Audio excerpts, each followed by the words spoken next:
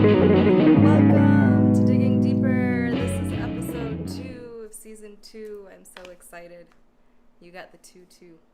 That's like the special one. I dig it. The special episode. Oh, okay, nice. Yeah. We will have, it's live, so people will just join in, but we're going to go ahead and get started. And I'm super excited because I've got a special guest with me. We've got Joel Fluent Greene. Hey, what's up? Welcome. Thanks for having me. Detroit native. Born and raised. Yeah. Born and raised. Yeah, yep. Sinai Hospital. What? Yep. Oh, that's what's up. Mm-hmm. Okay. West Sider. Nice to be on the east side, though. You know, I got love for the east side. It's a different feel. Yeah. But it's a good one. Both have their pros and cons. Sure, it's like any area it's like of any place. city. Yeah, it's right. like any place. I heard that you guys don't have any Jamaican restaurants on the east side. Somebody posted on Facebook today. I thought that was kind of interesting. Like, well, you guys need Jamaican spots. That's true. Yeah. I don't know where any Jamaican spots are. I don't know how that happened. But besides that, east side is culture, people. Yeah. You know. There's a lot of vegan spots that are here. Black-owned vegan spots. Oh, like Vegan Soul. There's that, and there's also another place, Veganini's, that opened up down the street on Mac. Really? The first time we were in this neighborhood, we were just walking down the street, and we found this place. And we walked in, and they were like, Assalamu alaikum, Ak. I was like, this is home. That's it. That's what's up. That's how you knew. Mm-hmm. That's how, and it's like the whole family works there, so like their kids are there and everything too. Oh, that's beautiful. It's really nice. By the way, everybody, your host makes some awesome. I don't know if it's often you make this awesome. This is actually this is the first time I made it. Right. But it's awesome. It's the first time. Yeah, I had a friend come and visit, and she gave us a jar of hibiscus from Sudan, and so you got the first taste of it. So here we are, episode 2. Today's topic is curating Detroit culture. Yes. So let's just, before we jump in, let's talk a little bit about who you are and what does Detroit mean to you. Wow. Well, I am Joel Fluent Greene. I'm a poet, event producer, author, raised in the city. What does Detroit mean to me? Detroit means everything to me. Mm-hmm. It's the fuel. It fuels my creativity. The good, the bad, the up, the down, the left, the right. I have so many Detroit stories and experiences, like we all do if you're from here. Yeah. So you just kind of just soak these things in, and it makes me who I am. You know, I love this city. You know, I love the people here, the talent, the energy, the vibes. I like the growth I'm seeing, especially in our creative community. I see us coming together and doing things like this and really vibing with each other. And it's just happening in an organic, natural way. That's the real story. Yeah.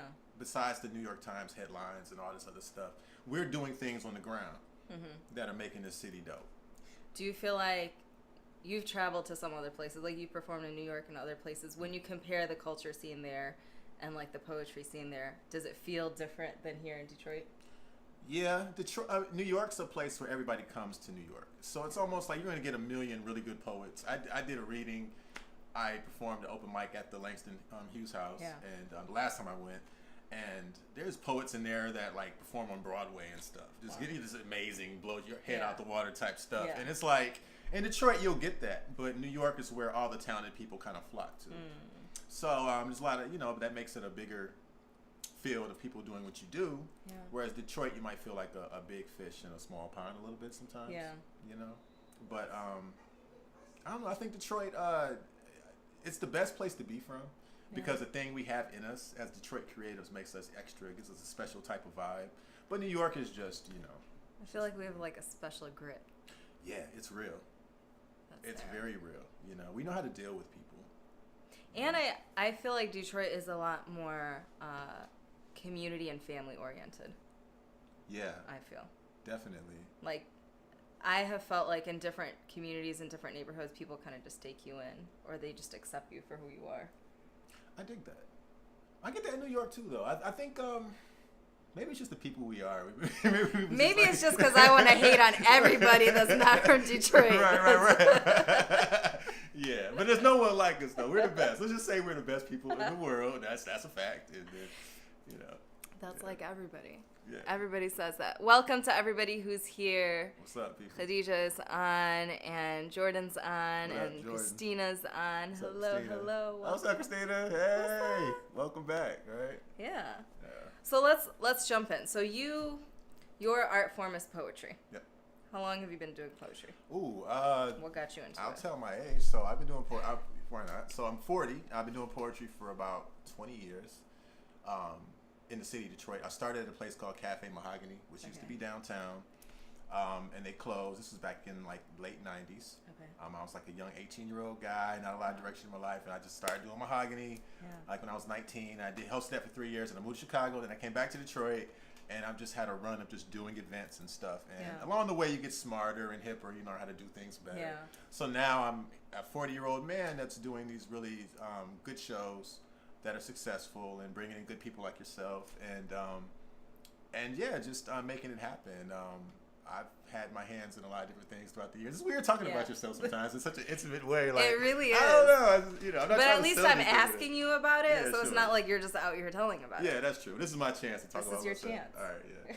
So, but I mean, right now, I think the best thing I do with my poetry is I weekly do a workshop at Mariners Inn, which is a homeless shelter / rehab center for men, mainly men, from the city of Detroit and all around the world. Actually, I've had guys from a brother from Somalia who moved here and needed some help, and he went there too. But basically, they help guys get clean, help them get housing, help them do different things to improve their lives. And I do every Wednesday from 2 to 3:30. I'm doing a creative writing class, and I love it. I mean, these guys write amazing poems. They talk about real stuff, you know, and they really don't waste their words. You know, they really keep it real and keep it honest about life. And so I do that weekly. That's beautiful. I do events, and I've just been living a very creative life. You know, making it happen. Your truth. Living my truth, man. Hey, hard or not hard, or no matter what it's been at different times. I'm just living it. Yeah. When you are at the Mariners Inn, what are some of the things that you're trying to teach in those classes and workshops? Oh, you know what? These guys teach me so much. I don't really, I teach form. You know what I'm saying? We'll do everything from like a ghazal to a haiku to whatever, you know, just because I want them to know form, but we don't. But there's like an exchange. It's an exchange. These guys have so much experience in life, and they're men that are going through so many things. They have a lot of hurt and pain, a lot of realness inside of them, and they want to just express that stuff. They just want to get in there with somebody that's not a counselor. I'm not a counselor. I didn't go to school for that. I'm just a regular guy that's a poet that knows about a lot of things they've dealt with in life, and so I can sit there as a real person, whether it's been my experience or not, just listen to them, and we write together, and we share. We'll close the door. It's in the library at Mariners Inn, so there's like books all around us, and we're sitting there at this table, just a bunch of men, and we'll close the door. I mean, brothers will cry, and we'll hug each other and the thing, like, I love you. And like, as much as people talk about toxic masculinity, this is one of those places where the most toxic of us men get together and let all that stuff go. Because these guys have toxic ways, but they're still human, and they deserve to let it go. They don't always have to be like that. You know what I'm saying? So, I mean, I love Mariners Inn. It's a marinersinn.org for anybody watching. If you just want information on them, marinersinn.org. It's a great place, and it's in Detroit, right behind Little Caesars Arena. So the location's bugged out. That's got to be weird though, seeing Little Caesars Arena right there. I walk through I call it the Gentry Bowl. I walk past the Gentry Bowl. I walk through their campus grounds. Like, I get off the queue line, and I walk through the Gentry Bowl to get to Mariners. And the window at the library, when I do the workshops, you can see the parking lot for like Little Caesars Arena and stuff. So it's crazy. It's really weird. Yeah. Today I went to drop off my stepson to this jazz workshop that he's doing, and it's at the Michigan State Building. The Bonestell Theater, and right next to it they have the Michigan State Building. And I used to work there, maybe 6 years ago, and there used to be like this dirt parking lot right next to it. And I was like, I'll just park in that dirt parking lot because it's free parking. And then I drive up to it, and it's like condos, these huge condos. And I was like, oh no, I have to pay. Yeah, that's funny. How is double park real quick and run in. Yeah, right, that is just really quick, right. Really quick. So how does that feel, I guess, when you're in the heart of like these physical changes, but then you're dealing with really internal issues? It's like seeing something and feeling something else. Wow, that's a really good question. How is it dealing with these That's like the juxtaposition. External changes that I see living in the Midtown, especially. I see these things happening while I'm also dealing with internal things. Wow, that's dope. Yeah, you just kind of deal, you know. I mean, these things are going to happen. Look, I gotta pay rent. I gotta live. I gotta take care of business and kids and life, and these things are going to have to happen regardless. Yeah. So I see these changes. You know, it's funny. Like my apartment where I live, I look right out on Woodward, and I can see them building the queue line when they're building it. Yeah. And it was cool. Like, oh, eventually this thing's going to come, and I can ride it, and it's convenient. I can go back and forth to downtown and blah blah blah. Yeah. And then it comes, and it gets a little less exciting over time. Yeah. You know what I'm saying? Yeah. But I feel like, you know, as an artist, and I had to stake a claim in these streets. Mm-hmm. I can't, because I've been here. So no one that's coming to the city new is going to tell me my importance here. Yeah. You know, I know what my importance. I've been here doing things for 20 years. You know, before a lot of these buildings were even here. That actually means something. Yeah. And so I have to admit that and just be like, I can't be intimidated by any of this. I have to take advantage of all of it. And I can't feel left out of it. And I can't feel like it's not for me. Because a lot of times we feel like it's not for us. We do. We feel like this isn't for us. This is snooty. They don't want me here. New Detroiters riding Mogo bikes up and down Woodward and stopping for lattes and with their MacBooks and all that. Like, I feel like it's not for me. But then again, you know what? Why isn't it for me? Why isn't it for you? I live down here. They're not going to just move me out of here. For what? Nah. So I try to take advantage, be in the institutions, and build with organizations and people that are doing things in the city, and really make sure my voice is heard as someone that's been here. Yeah. I like that you said that. Why isn't it for me? You know, why wouldn't it be? What do you guys think? Do you guys use the bikes? I've never used that thing, but I never used the bikes. But I ride the queue line every day.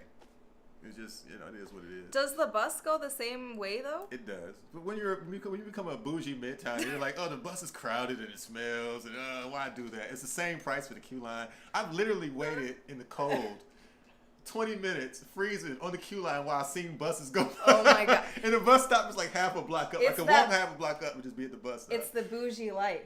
We've bought into the bougie life. We're drinking Mason hibiscus tea and mason jars. Hibiscus would pay you $20 a jar for this. This is tea leaves, is hibiscus leaves from Sudan. Exactly. Come on, you could charge like $100 a jar. I had a friend who came over and she's like, "What's up with all these mason jars?" And I was like, "Well, actually, at the dollar store, they sell mason jars for like $20 for a pack of 24, something like that." There's some dollar store near my mom's house, and it's just cheaper to buy them. Mm-hmm. So instead of buying glasses, I just buy mason jars. People like mason jars. And then it's easy to measure because then you know how much you have. Not that I really use that. But, right. But if you wanted, you could. It's just 10 more milliliters to go, right? Christina said, no, those bikes cost way too much. How much do they cost? Because I never looked at it. Jigreda said, bikes for slow roll. Have you ever done the slow roll? I've done the soul roll for the soulful people. You know, I've never done slow roll's intimidating. I always bike people. If I like fall and everybody's falling on top of me, I don't want to be that one guy. You know what I want to do though? What? Because a lot of those cats live in this neighborhood. I want to get the colored lights. Yeah. And then put your boombox on the back of your bike. Those are soul roll people right there. That's it. Yeah, they get down like that. They're in this neighborhood. I bet. Yeah. Yeah. And I'm like, you know what? We need to do that. It's fun. Join that group. Why not? They're having a good time. They're having such a good time. Yeah. They're having such a good time doing that. Mm-hmm. Peace and blessings. Peace and blessings to you too. Hi, Tracy. Tracy's on too. Peace and blessings. Peace and blessings.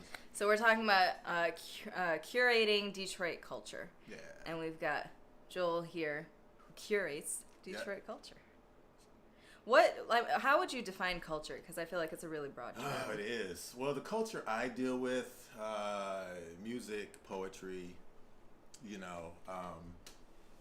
things of that nature. Yeah. I know that there are people that work hard in this city that when the Friday, Saturday hits, they want to do something that's sophisticated and fun, and they want to. It may not be the club crowd. They want to hear some live music and have a good time amongst sophisticated, cool people that are grown. So that's where I fit, I think.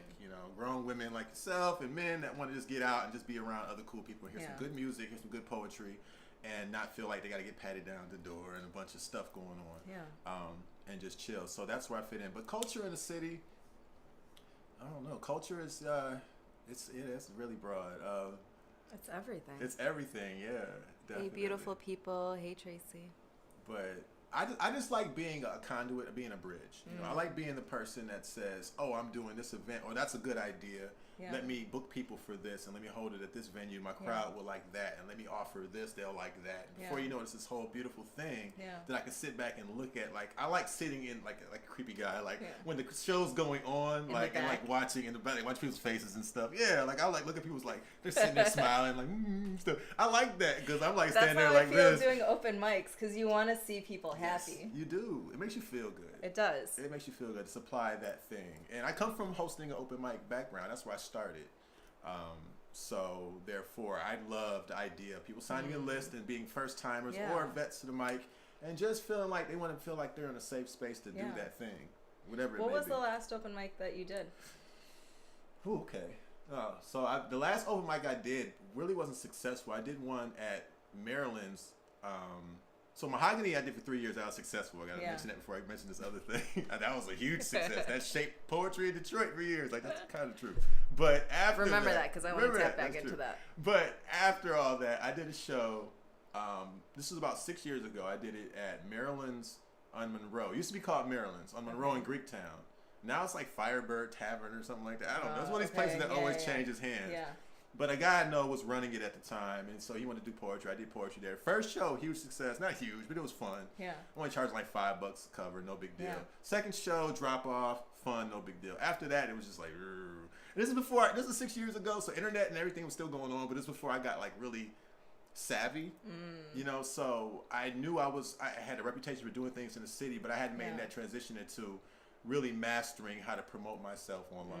And then after that, I got hip. I started having like different themes and different things, you know, and switched a different venue. Yeah. That's when I started doing Jazz Cafe a lot. And which is a great venue I love for that Jazz kind Cafe. of, Shout out to Ted Nagy, you know, everybody at Jazz Cafe. Got love for them. And then also the Charles Wright Museum. So I had a successful series there called Mahogany at the Museum. And I did have open mic as well.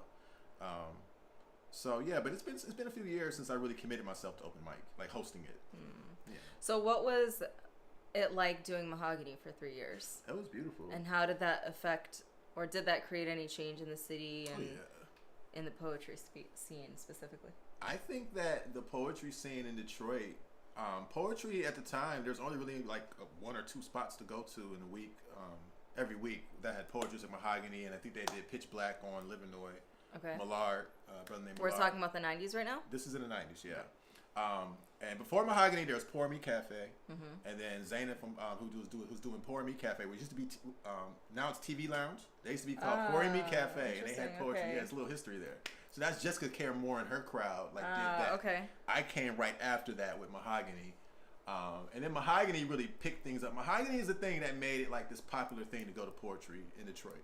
It really did. I mean, that was at a time where poetry around the country was really bubbling.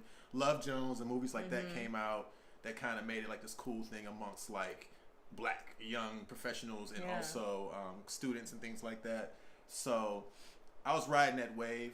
But I think really honestly, Cafe Mahogany influenced poetry around the country. Because people, when they came to town for Erykah Badu, Common, The Roots, Tribe Called Quest, all either performed at Mahogany or came through Mahogany while I was there. And like literally, like I hosted a freestyle session with Black Thought from The Roots and Common, and I'm passing the mic back and forth, and they're rapping. Wow. And this all happened at Mahogany. So Mahogany was that place. If you were in town, you would go there. It was like that staple place. That was the spot. Yeah, like New York has New Yorican, or Atlanta has Apache. Yeah. And so in Detroit, at one point, we had that. You know. So what happened to it? They didn't own the building.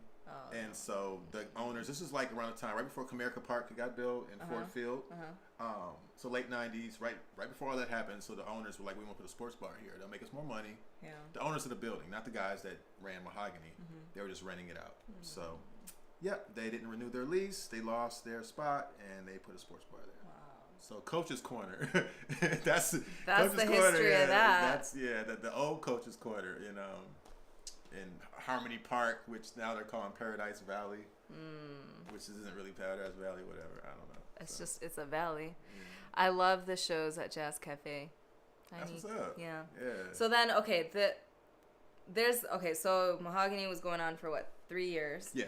That's That right there is a community of people. So if that place wasn't there, where did the community of people go? So, it's funny. The community got older, had kids, different things. There are some people from that community that still are active, but I'm the most active person from that community. Like most of my peers, except for a few of us, poetry is one of those things where if you're not going to go hard with it, it's not going to be your career. Yeah. You have to choose to completely go hard with this thing. Like I don't even know how I did it. I got smart. That was my next question. I was like, how did you? Promoting events and other people. Yeah. That helps. It's not just about me. So when I know what to actually facilitate and be a curator of events, that helped me branch out. So I can host, I can still perform and fulfill that need, but also I'm putting other people on stage. Yeah. And I'm, being a real member of the community. That keeps you eating and working out here. Yeah. It's not being stingy with the love and sharing your stage. So share your freaking stage, because sharing your stage will keep you out here. It will. That makes a huge difference. It really does. Yep. Opportunity begets opportunity, and people. It's a circle. It's a cycle. It's a circle. Yeah. It's a thing. Stinginess won't get you anywhere. Nah. Tracy said, "So, does he know LaShawn Phoenix?" Yeah, no, this seems to be She said, "This seems to be around the time I recall open mics were so live." Wow, Khadija said so true. So Phoenix did. I want to not Cream Cafe, Dreams of Cream. There's a spot, a couple of spots. There's one in Tech Town. No, okay, she did one on Woodward where Passport Pizza is or something now, like in Midtown. Yeah. There's so much history. And then she did Cliff Bell's too, like in mid-2000s to late 2000s. I remember that. So we've had spots that come and go. They might stay for a couple years. We've had long-running spots like They Say. So right now, every day of the week in Detroit, there's poetry. They Say on Thursdays. They have 90s, the new 90s Knowledge Cafe location every Thursday. They're doing it there. They're doing poetry Tuesdays. Ben Jones does it. There's definitely, if you go on Facebook, anybody watching that wants to know about poetry in Detroit, there's a Facebook page called In the Loop Poetic Haven, and they list daily events. So I'll link that too on the website. Nice. Yep. Yeah, there's poetry going on every day of the week. Every day of the week.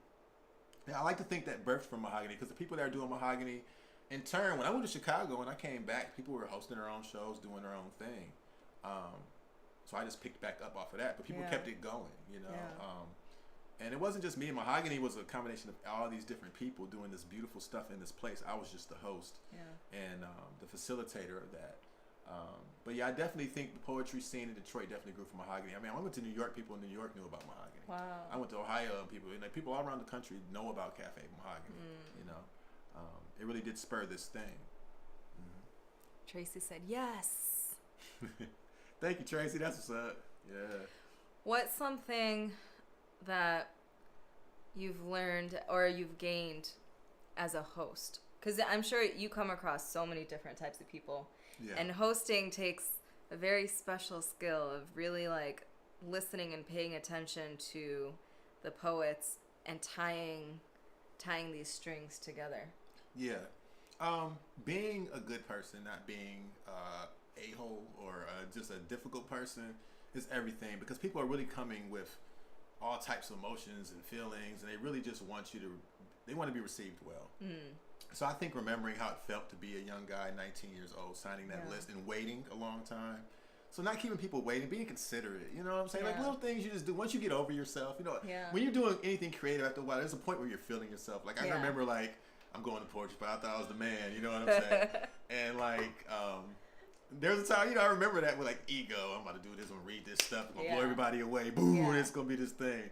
And then you get over yourself after a while. So you're just remembering that it's not about you, it's about the people, because you're the host. Yeah. So it's about the people that come and sign that list, or the people that you have performing for you. Yeah. And really just being gracious and real about it, and listening to people, and being conscious of their time, and being flexible.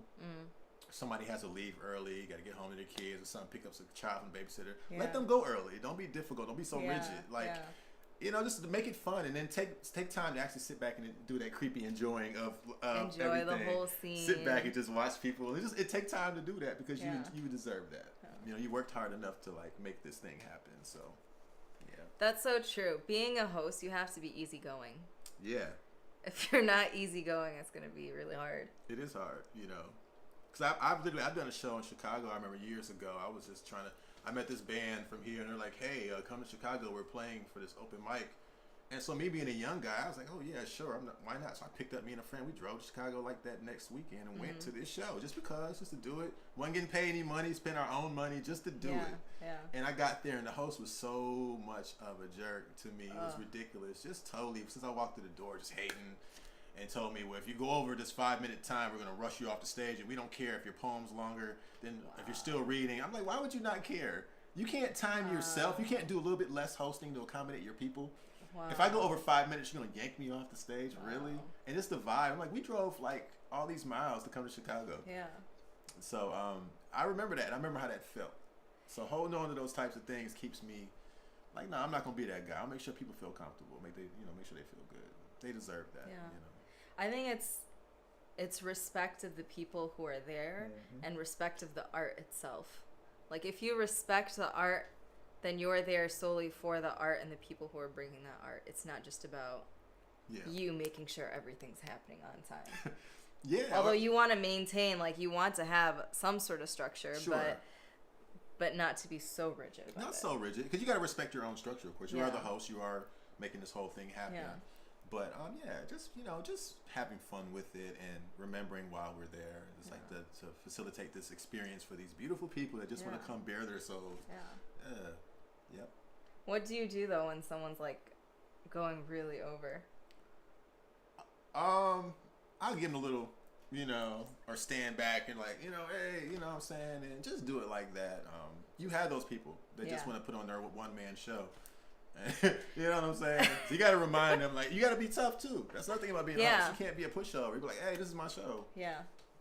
Let's move it. But if they get 2 poems and the second poem goes over a little bit, whatever. Yeah. It's not the biggest thing. And I think also just making an announcement saying respect everybody else who's here. Yeah.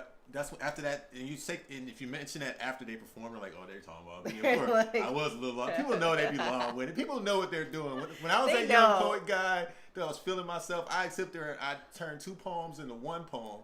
And then add another one. Right, add another one. So I'm reading 3 poems. Well, I'm only supposed to read 2, and I'm getting away with that, thinking I can just do whatever I wanted. And I knew I was doing that, man. Yeah. Yeah, I knew what it was. So yeah, just let people call them out. Why not? Just call them out. Call them out. And then you learn and you grow from it. Yep, you do. You move on from it. You really do. So that was in the 90s. When did you move to Chicago and come back? That was 99. So you come back now in the 2000s. Yeah, early 2000s. 2000 actually. As I say, I was there about just a year and a half. It wasn't a long time. Yeah. When you came back, did you feel like the poetry scene was really different? No, it was about the same. Just a couple of spots and people holding on to a vibe and keeping things going. It was different in the sense that we lost Mahogany. People were sad. I used to have dreams about Mahogany opening back up for years. Until I started doing new beautiful things that replaced that feeling, that empty space in my heart. You know what I'm saying? But for a while, I was like, oh, Mahogany. I missed it because it was our spot. Neek is laughing. Yeah, it was our spot. People that have been, if you ever been to Mahogany, if anybody's ever, you know what it is. It was that spot. I'm talking about. We birthed people. I mean, we didn't birth people from there, but people that are doing stuff from Dilla to Slum Village to Royce 5'9" and some, all these people were like Mahogany. It was our spot, for poetry. And it was like the spot where the people would meet people too. You know what I'm saying? When you're young and single back then too, that was that spot. So it was on a Tuesday. So it was weird to we had this spot. That's where Turn Up Tuesday came from. JK. Hey, right, we were turning up on a Turning up on a Tuesday. Yeah. I mean, that's what it comes to, right? Like you have an art form, poetry, and it creates a cultural scene and a cultural community. Yeah. And that's the essence of community. People are coming together, like-minded people are coming together for this purpose. Yeah, definitely. And that was that purpose. That was that purpose, And a lot of people kept the flame going, and to this day, there are poets. I'll shout people out like Sparrow and a wonderful playwright by the name of Dominique Morisseau, who's done some amazing work. I mean, she's won like Kennedy Center prizes, and I don't want to like totally mess up her accolades and stuff, but she's amazing. Hey, Kitty. Aubrey's here. Hey, Aubrey. Aubrey is my cat, and Aubrey loves men. Hey, what's up, Aubrey? Just putting that out there. Anytime there is testosterone around, she gravitates towards it. What's up, Aubrey? What's happening? Deep in my voice. What's up, Aubrey? What's happening? Yeah, that's a cultural scene. It's community. Yeah. So what was I saying before Aubrey came in here and stole all the Oh, you were sunshine? talking about Dominique. Oh, yes. So Dominique's amazing. Yeah. So she, actually, I'm auditioning for a play of hers called Skeleton Crew, which is coming into Detroit in October. My audition's Thursday. I hope I get it. You know what I'm saying? Yeah. I got to practice when I get home. Send in prayers. But, yeah, Dominique's amazing. Detroit 67, Skeleton Crew. She did a play about the Temptations, which will be hitting Detroit at some point. She's amazing, and she's I saw her stuff in New York, saw it here. She's from Mahogany. Like, she was a Mahogany person that Mahogany birthed a generation of really cool people that are doing amazing things all around the world. Yeah. You know, and so I feel like I'm blessed to be in that group of people that are doing stuff. Yeah. Because I know people that are doing amazing things, you know, and it's funny because like now I'll be in schools doing poetry in different organizations, whatever, and I'll meet kids whose parents were at Mahogany. I know there are people who are product of their parents meeting at Mahogany. Yeah. You know what I'm saying? Yeah. Like, this is all came from this beautiful experience we had. So, if anything, I think that people, especially people of color in Detroit, you know, black people, brown people, people in general, we need places where we can go to and we feel like this is our cultural place. This is our spot where we feel loved and welcome. Like, I feel that in Bottom Line. You know, I feel good in Bottom Line. It's a good vibe. And I think we need these types of places where we can be ourselves because it's closing in on us.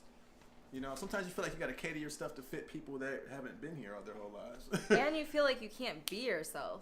Yeah. Like, you can't talk like you talk, be like you, like, just to express how you feel without this fear. No code switching. No code switching. We don't need that. Just be. It's real. It's just be. And it's tough, you know. Man. Yeah. How do you feel the scene has changed for people of color in that space? Like, from that time to the 2000s to now. Well, we have a lot of spots. We have our places, you know. I just think that everything's a little less soulful now. And it's not just poetry. It's just in general, our culture as Americans, we're not as really tapped into that anymore. Right now, we're more about, it's back to the get money. It's like the 80s again. Yeah. You know, the vibe is get money, da-da-da. But the spirit of the 90s was kind of grungy. The hip-hop was a little different. You know what I'm saying? Yeah. So, I don't know. Things are going on here, and it's a vibe, but it's just a little different. You know? It is a little different. It's a little less holistic. Even though it's getting more holistic because that's getting hot. So I don't know. It's weird. Like, you know, if anything, I'm an optimist. So I think things are always, as people, we're the resistance. We're constantly fighting this oppressive nature that the world puts on us. So we're constantly trying to uplift. And we have beautiful pockets along history where we definitely had this beautiful thing, a synergy going on. Yeah. So I feel like we're coming back to that in a sense because people are getting like spiritually hip and health-wise, people are really conscious and things are, people are starting to, like, the vibrations are getting higher and better. I feel it. Yeah. Despite everything else, because it has to. We got to fight that thing out here, you know? I think so, too. We got some comments. Celestial Marvel was Muhammad. He said, right. I know, it's always awkward in my head. And he said, we need spaces with more soulfulness. Yeah. Yeah. Any of these spots, a poetry and hip-hop rap music the same night? Yeah, a good night for poetry is Thursday. So if there's They Say, which is near downtown on Woodbridge in Jefferson. No, Joseph Campo in Jefferson. Okay. And then there's 90s Knowledge Cafe. Those are both on Thursdays. But if you go to this Facebook page, In the Loop Poetic Haven, they literally, like, for Mondays, they'll list, here are poetry spots for today. And then Tuesday, they'll say, here are the poetry spots for today. So you'll know every day what's going on. And at the end of the week, they post them for the whole week.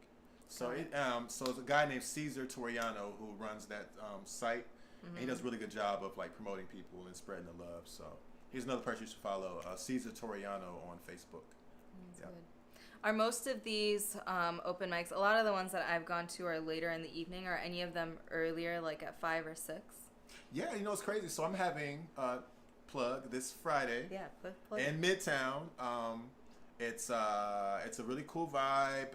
It's grown people, but it's like no alcohol. It's food, family. It's a restaurant called Miss Ruth's Kitchen, which is in the Hannon building. A lot of people. And the food is really good. Food is really good. So I'll be there.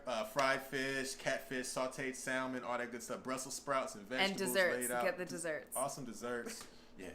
Yes. Desserts you are know. so good. You know what it is. Come on now. I'm thinking about it right now. My mom, I know. you know what? I went there earlier. That pie, that cheesecake. I got some greens with a big old turkey leg and some mac and cheese waiting for me at the crib right now from Miss Roos that I got earlier that I did not eat yet. So when I get home from here, I'm He's distracted smashing. right now. There's Right. like these little I can feel it. thinking about it. But yeah, but that's this Friday. So my birthday is Saturday, and we're having like a little Happy slight. birthday. Thank you. So we're having like a slight little birthday fun thing, just family, no cover charge.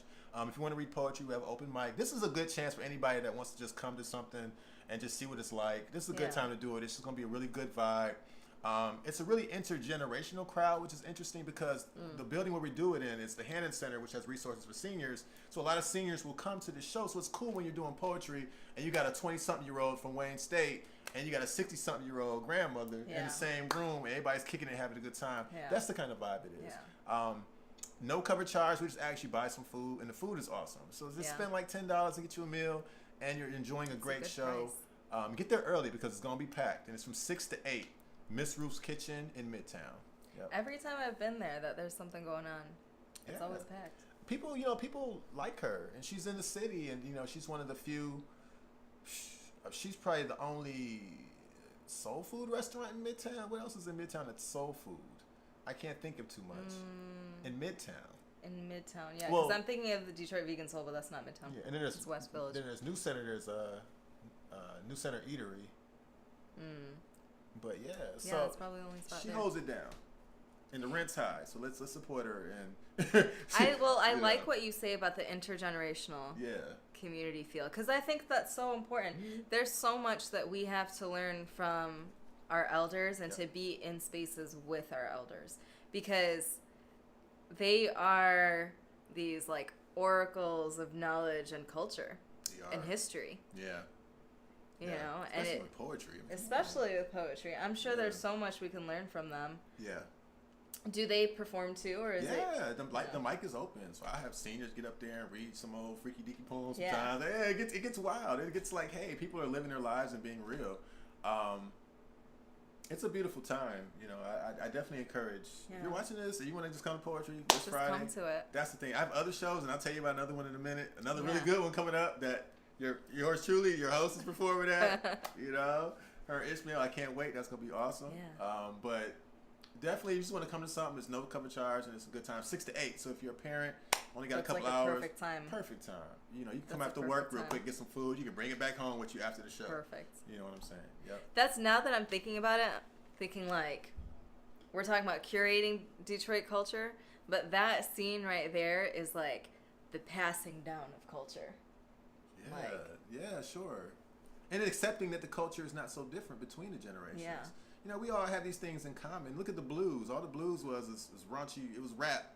Yeah. Back then, they were talking about gang stuff and street stuff and adultery and all this crazy stuff you hear about in other things. The blues was that. So, and they grew up on the blues. Or look at gospel and spiritual music that we listen to. I mean, it's all one big this thing, and we have so much in common, and we shouldn't be afraid. We're so youth obsessed, especially these days. Everybody's obsessed with beauty and do it for the gram and all this other stuff, and look, hey, look at me, but we're so afraid of aging, and or even associating ourselves. But with some people don't age.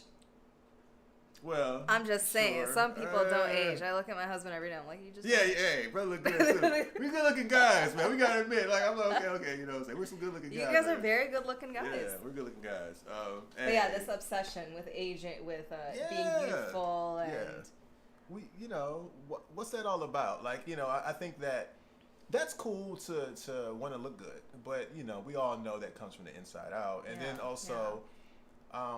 Learning from someone that's been here is important. I mean, look at it. Just at 40, I love talking to like a 20-something-year-old poet and imparting knowledge. Yeah. Because when I was in my 20s, people did the same with me, and they're around my age. Why shouldn't I share what I know? I shouldn't feel like they don't want to hear what I got to say. I shouldn't feel like that. Yeah. So I don't want a senior to feel that way about me. I should be able to listen and take something in. I don't have grandparents no more. I miss my grandparents. All of them passed away. So I have one left. That's beautiful, and that's what that's in our communities. That's where we get. That's what we get. Yeah. That's where we get that love, that soul, that real, that knowledge from. And so, for somebody that doesn't have the grandparents, it's like this is my chance to kick it with some older folks. They're like, hey, you know, we all together. Like they introduce them, bring them to the stage, give them a hug, give them a pound. Like they're people. Yeah. They don't want to be treated like some old fogies. Like they can't relate to nothing. Hey, I wonder, like, what is it? Is it the fear of? Is it the fear of death, or is it the fear of not being perceived a certain way, or like, what is it about getting older that we're socialized to, like, really resist? Well, because all of our culture is, especially in America, is determined by what the youth are doing, and then it's outward. So the youth do the slang and everything first, and then we're like, oh, I've heard of that rapper. Well, they heard about that rapper a whole year ago. You know what I'm saying? So that we're starting with youth and up, as opposed to like the elders being respected. We don't respect the elders no more. It's like the elder, being an elder is not respected. And I'm sure we're afraid of getting older, and I'm sure we're afraid of not being relevant. I think, relevancy. Relevancy. That's it. That's all we want. You know? Relevancy. I mean, that's why, you know. But if you're curating spaces, safe spaces, for both generations, or all these 3-4 generations to come together, you're creating a space where they are relevant. Yeah, definitely. So it's a matter of having more people that are curating those spaces then. Yeah, sure. And some things have a certain vibe. Like, for instance, I'm doing a show July 28th. That's a different vibe where maybe a senior may not feel as comfortable because DJ's playing, you know, and it's a different vibe. And I like that vibe too. It's a little bit more turn up, but it's a grown turn up, which I like. Yeah. So that there's a space for that too. But we definitely should purposefully create these places where anybody can come and feel comfortable. And I think especially elders, they deserve that. They're not going. They deserve to do stuff. You know what I'm saying? Yeah, they deserve to do stuff and have a good time. Yeah. Why not have a good time? Yeah. I would hope I'm 60 and 70 and still having a good time. Come on. Right, Trav. That's the time to do things. That's the time where, like, you don't even have the responsibilities anymore that you had all your life. Yes, kids grown, people straight, everything's good. You probably retired from work. Yep. Travel. Travel, enjoy yourself. Yeah. That's when you tell your kids, okay, it's your turn. Do stuff for me. Yeah. Yep. Give back. Yep. That's true, but we forget that. We do. Myself included. I feel like I don't do as much as I should, and I probably don't think about it as much as I should. Well, you deserve that. You know, you deserve to do whatever it is you want. And you know, we get older, but we have kids and these things like that. But, you know, Governor's Island, when I told you guys about the glamping earlier, you know what I'm saying? Hey, do it. Like, whatever it may, didn't perform at Lexington Hughes' house. We're like, hey, we did it, you know what I'm saying? Like, we have to live, and we have to remember that life is to be enjoyed, you know? True. Yeah. We get so caught up in adult things, and it can be a lot. You know? Gotta just... Well, I'm sure writing and poetry helps in that. Mm-hmm. Centers me, you know. That's what I get at Mariners Inn too. We all get centered in that room. We'll think about how we're feeling, what's going on, what makes us happy, angry, what we're passionate about, regret. Write a lot about regret, especially men.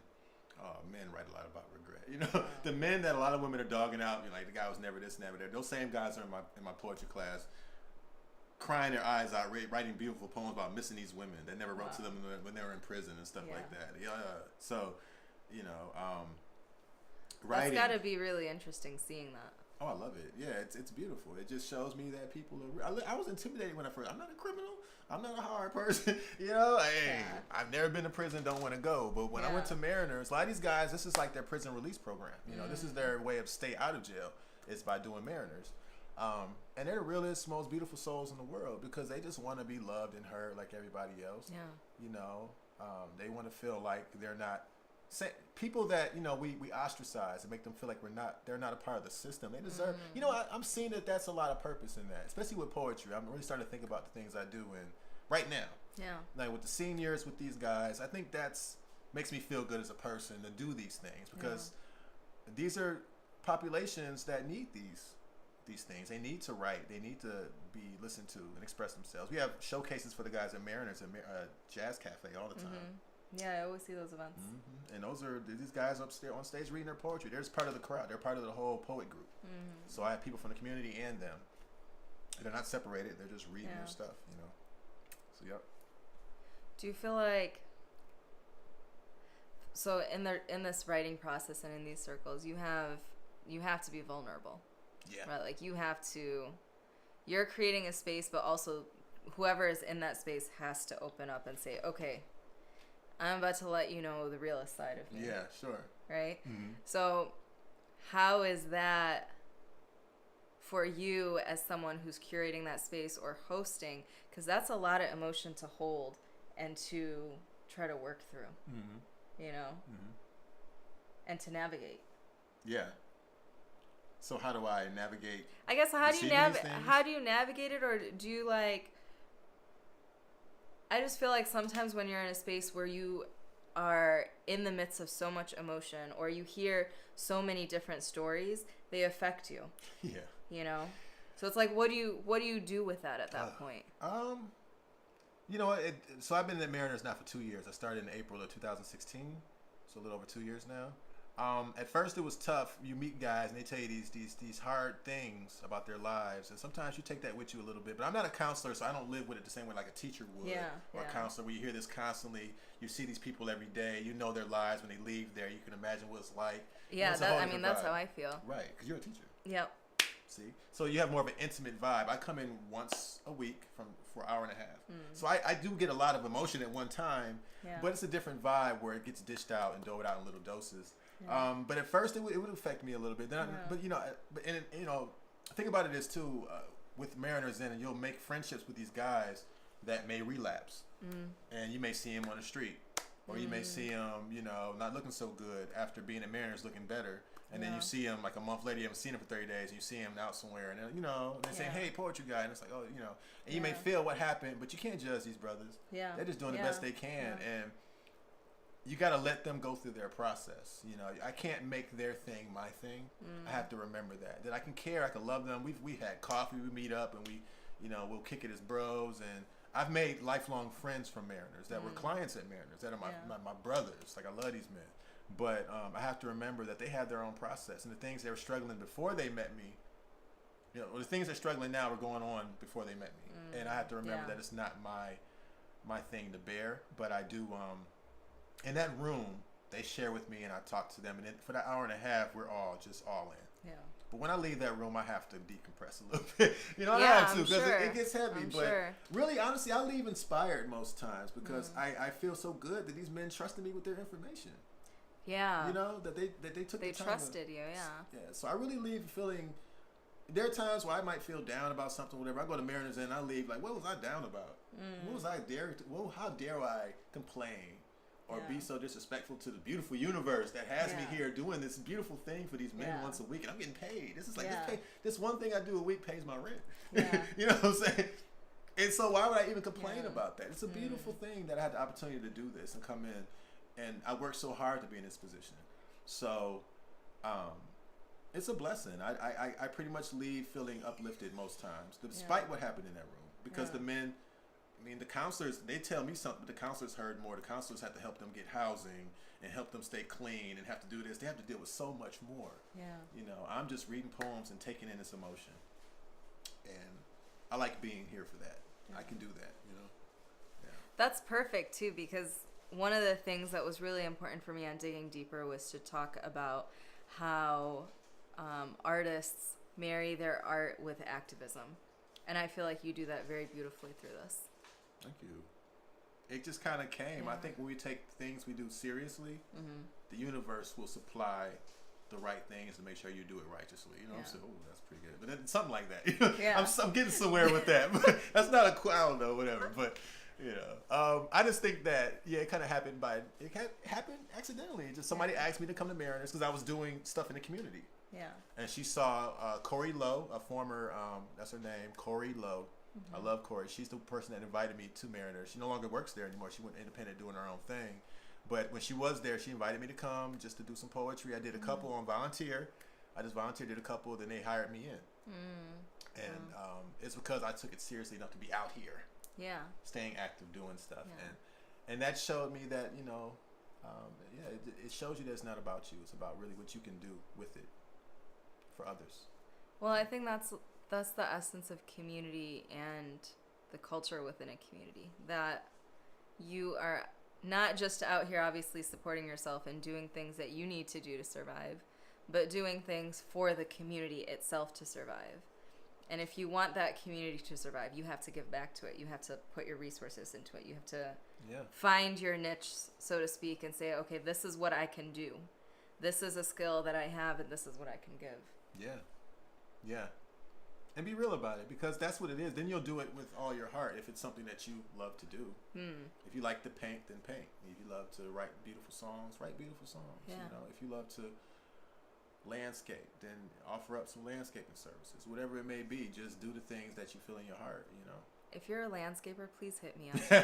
This beautiful house, by the way. I'm like, you know, hey, I'm sure you need a landscaper. Please hit me up. Yes. There was like a pond in the back, and the previous owner took it out, so there's this huge mound back there. When we first came to see the house, there was like this huge dead fish, like right in the middle of the lawn. I was like, where did this come from? Let's see, we have a comment. I love that. It's not about you, it's about what you can do for others with it. Yeah. Thumbs up. Yeah. Then you're doing it right, and you feel good about doing it. Then you can enjoy the egotistical moments of, oh, I wrote this dope poem. You can enjoy that. You don't feel like such a artist douche. A douche. You don't feel like an artist douche. There's like a limit. There's like this line of like, how far can you go before becoming a douche? Ooh, I've stepped over that line many times. Had to bring myself back like, ooh, this feels dirty. Had to apologize. Well, I mean, that's what a douche is, so you better feel dirty when you... Right. Yeah, right. So I've definitely been there. What brought you back? So popular. All these people calling you. Turn this ringer down. What brought you back? What made you feel like? What brought me back from douchedom? Is that like a land? Yeah, doucheland. It's near Deutschland. Just being yourself, you know. I guess I'm naturally, I don't know. I like people when I like people liking me, and I like getting down with people and being okay out here in these streets. So when you remember that, you treat people well, because things come back around. They do. And people have people have long memories, I should say. And so, you know, you need to, especially when you're a promoter. Yeah. You do events, you're an artist, you want to get along with people. So it's a learning curve to everything. Yeah. I've learned a lot. As a promoter, I really recommend that all artists dip into promotion in some kind of way, like as far as throwing events or something and booking other people. Because then you'll start to understand an artist's true needs and stuff. You won't like be some old, you know, janky promoter. Like it's nice to know, because as an artist and a promoter, I see both sides of it. So I had to learn how to be a better artist and a better promoter all during this process. So that like helped you in both of those. Yeah. I had to learn how to stand up for myself, and I had to learn how to respect other people when they stood up for themselves. And they told me, I need this, I need that. Why are you only offering this? I had to be like, you know what? Yeah, you do offer a value. Let me value that more than I'm. Wow. Yeah, it's you know, and that helps me be assertive, and that helps me not take stupid money for stuff. Yeah. You know what I'm saying? Like, no, I'm not gonna do your show. I'm not gonna read poetry for Quicken Loans for free. Yeah. Quicken Loans. I'm not reading poetry for Quicken Loans for free. Oh yeah. Why would they even? Oh yeah, downtown. Let's do a series in Capitol Park. I said I wasn't gonna put it on blast. I ain't gonna mess up my money. Watch them hire me for something. It's gonna pop up one day, like how Dan Gribble's gonna watch this and he's so ungrateful. Knock knock knock. Yeah, but yeah, they asked me to come do some poetry in Capitol Park for free. We don't have a budget for this, but you have a budget for everything else that's happening in the city. If I was a DJ, if I was doing sound, if I was singing. Anything else, a check. Yeah. Anything else but poetry, that shows the amount of value they don't. Like, I thought you'd want to do it for. She was like, well, we offer some exposure. It's a good exposure. I've been doing this for 20 years. Yeah, I was here before Quicken Loans was here. What are you talking about? Yeah. Wow. You know, really what? No, I got exposure. I would be bringing people to Capitol Park at a time they wouldn't normally be going to Capitol Park. That's what I would be doing. Yeah. So nah. Yeah, that's definitely a lack of respect and a lack of valuing poetry. Yeah, but at a younger dude, I would have took that. I would have did it for exposure. Sure, I would have did it definitely. But your needs would have been different. Yeah, it would have been exposure. Yeah, that's what it would have been. Yeah, it would have been exposure. But they contacted me, so I think it's a lack of caring. I would never contact somebody after doing a little bit of research. There's a reason why they contacted me, because my name's out here. Yeah. So come on, nah. Yeah, that's what I was gonna say. Why would they? Yeah. Or even if I bring it up, fine. Do a little research. Say, okay, we can pay this guy. I gave him a proposal. They never called me back. Wow. So watching them pop up with poetry, somebody else doing it for free, using my outline. You know that is gonna happen. I know it's though. gonna happen. Yeah, there's ways. You know that's I gonna know happen. it's gonna happen. I was at a meeting last week. Ismail and I were at a meeting, and we were looking at Have you ever looked at the Detroit website? You know how every city has a website. I never did. Our Detroit website is just all white. On the bottom, it has like a small little map, and there's no culture on the website.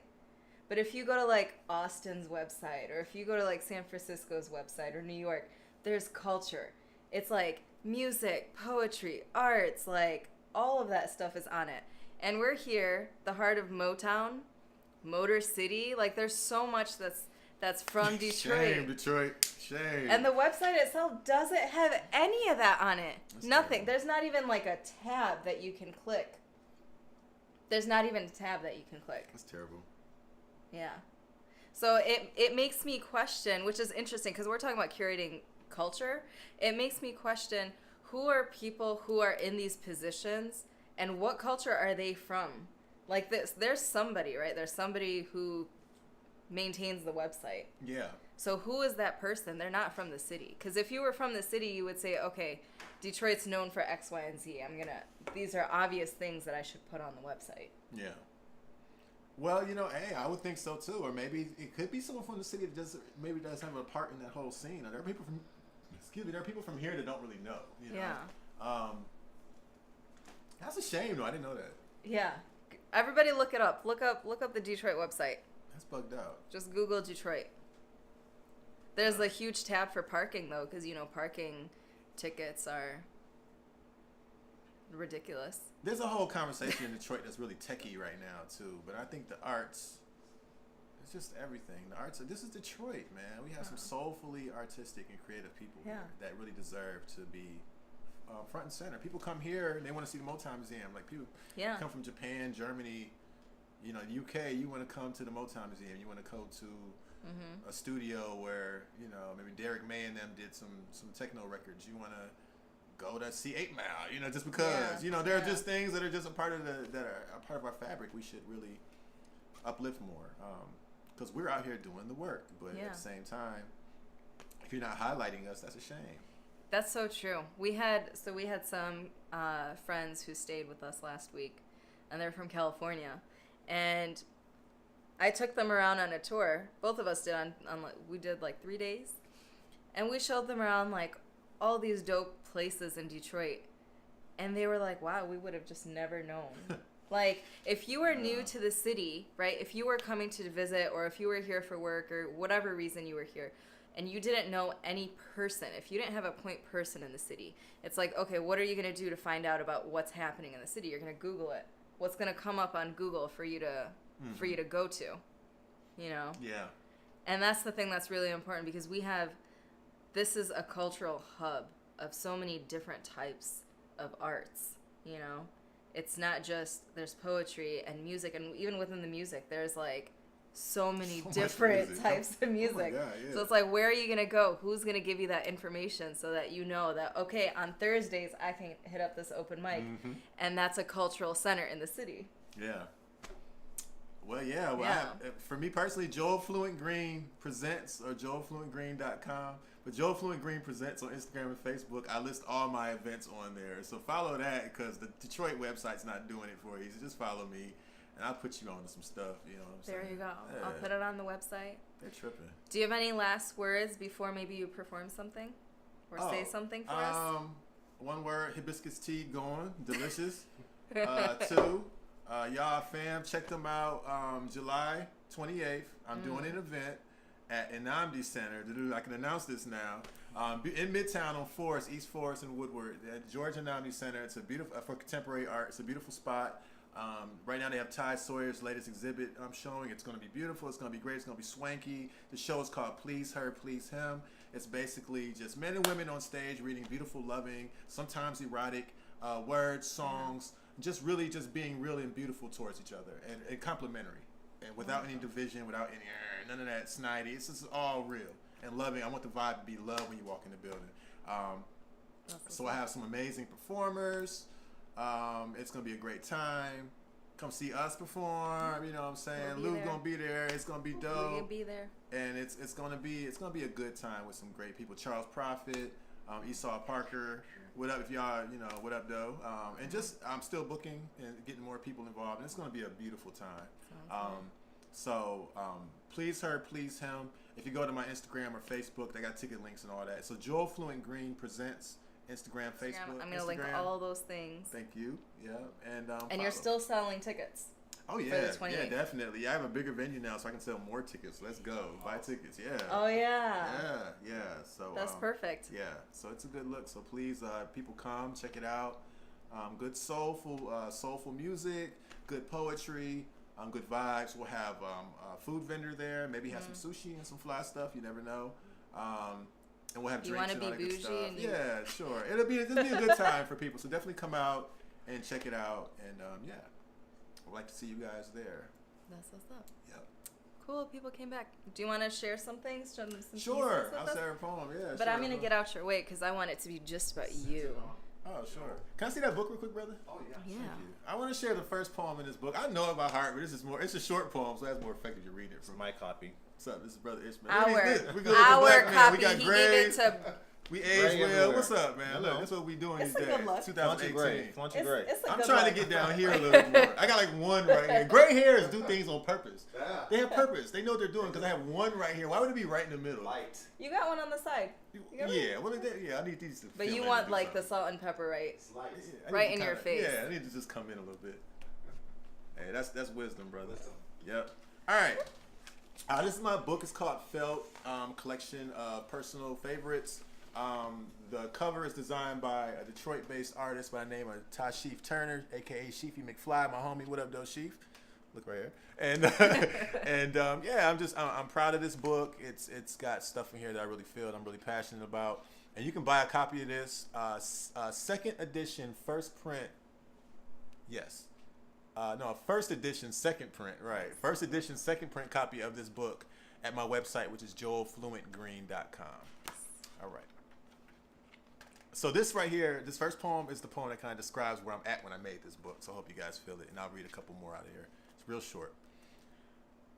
I threw myself into myself to find myself and found myself, awaiting me impatiently with tapping fingers, shaking knees. Welcome, finally, us here inside of we. That's that. Cool. I just go in order. Why not? This is the order of the book. I just go in order. I woke up with my mind on the Mason-Dixon.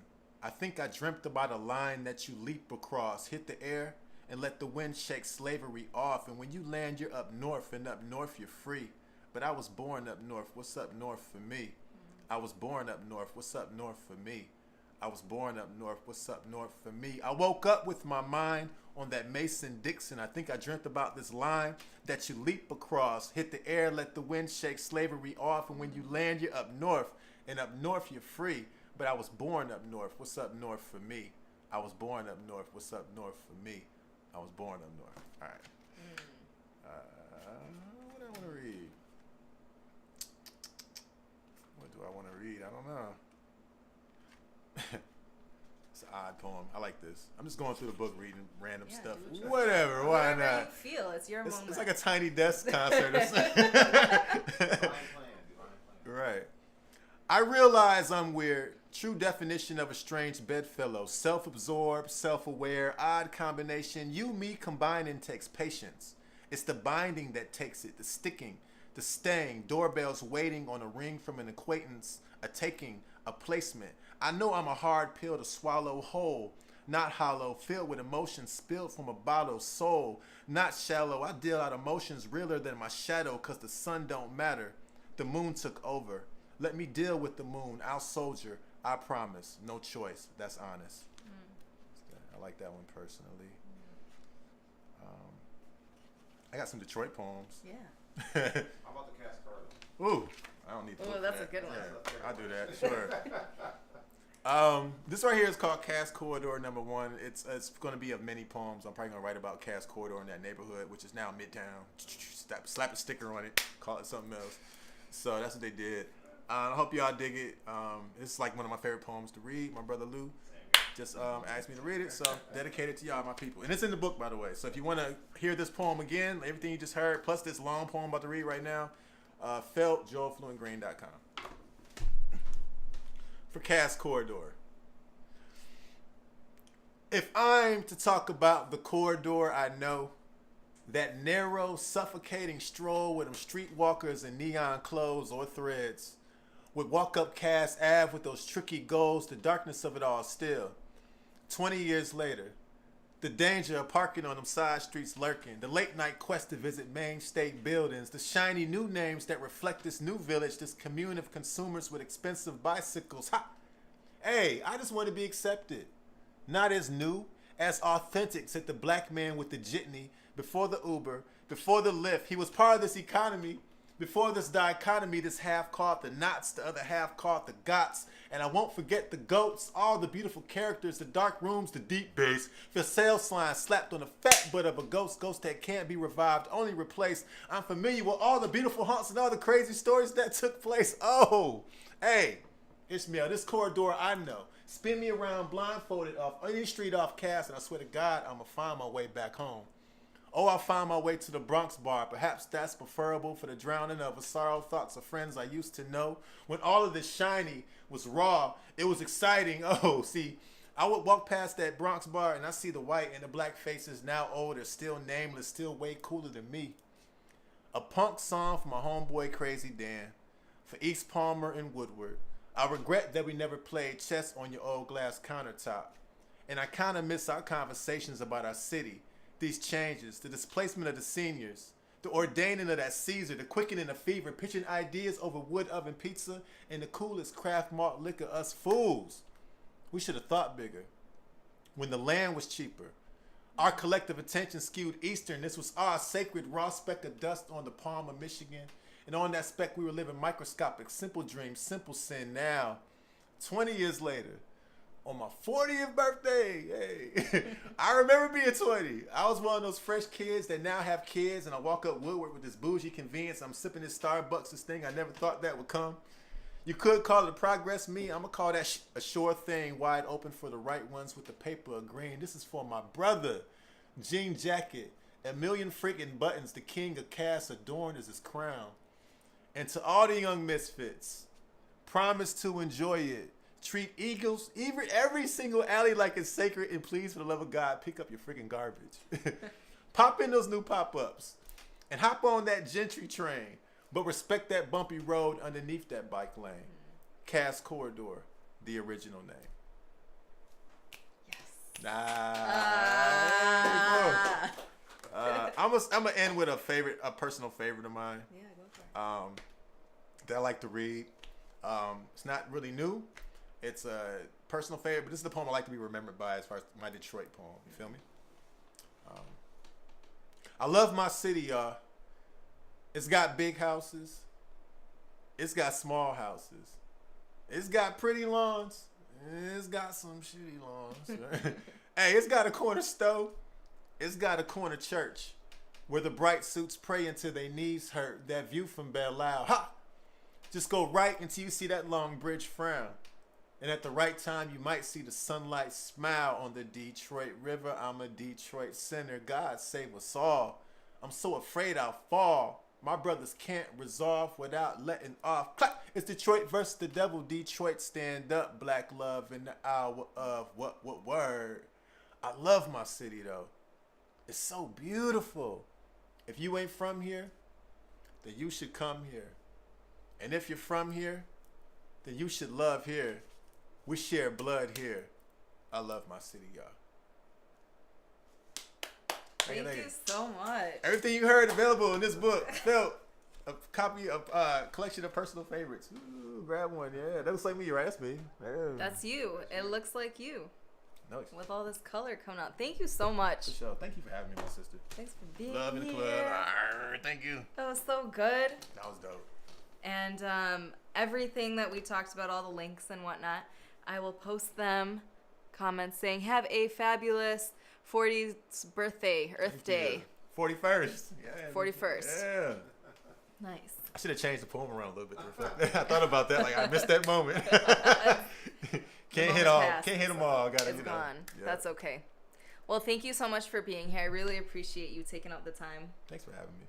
and sharing Thank you. with everyone. This 'Cause was a beautiful experience. I'm glad. Yeah. I'm glad you made it. The Yeah. whole purpose is just bring people together and have sort of create a reflective community where we all sort of discuss these things and are open with each other and learn from one another. I love that. You've made a fan out of me. I'll be tuning in. Yeah. And every week I feel like I learn so much. Everyone's got so much experience and such a wealth of knowledge and wisdom. You're a great host. Thank You make this very peaceful and chill. Get beautiful tea and just chill vibe. You know, I get to see the instruments and the cool crib. I'm like, this is nice. It smells all good in here. I'm like, yeah, this is like you Just walk want you in. to feel comfortable. Yeah. You know, when you come in, you want your guests to just feel at home. Well, beautiful home you have. So Thank you. thank you for having me. With that, that's a wrap on episode 2. Everything will be up on the website tomorrow, and then we will be back next Tuesday at 7 o'clock, so don't miss out. Good evening. Peace.